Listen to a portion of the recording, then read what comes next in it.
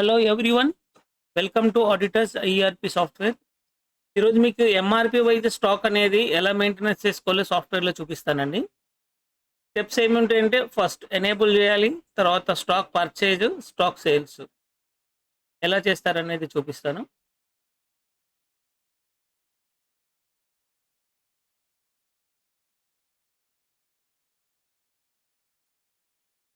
ఈ విధంగా software open చేసినాక సైడ్ బార్లో పర్చేజ్ ఎంట్రీకి వెళ్ళాలండి. ఫస్ట్ పర్చేజ్ చేస్తున్నప్పుడు ఇక్కడ ఎంఆర్పి కాలం అనేది ఎనేబుల్ చేసుకోవాలి.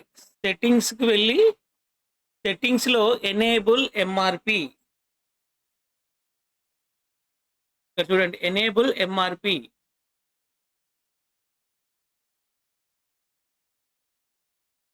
ఇక్కడ చూస్తే మీరు ఎనేబుల్ ఎంఆర్పి చేయాలండి. ఎనేబుల్ ఎంఆర్పి చేసిన తర్వాత ఎంఆర్పి స్టాక్ మోడ్ అని కనపడుతుందండి.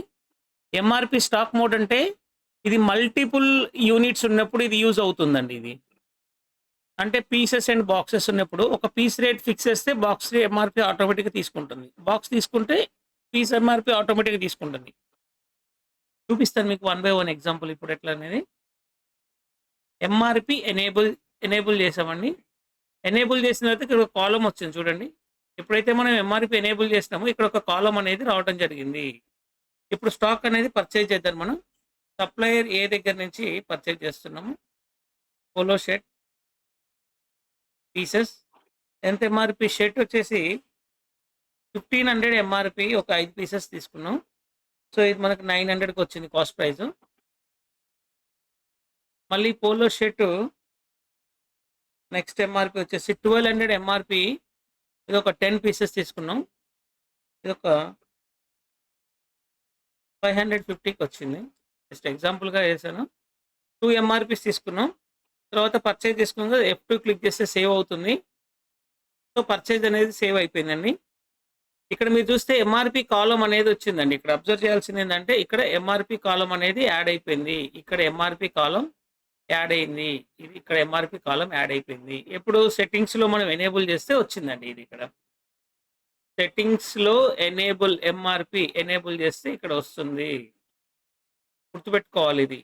తర్వాత సేల్స్ అండి. F8 క్లిక్ చేస్తే సేల్స్లోకి ఆటోమేటిక్ ఎంఆర్పి వచ్చేసింది.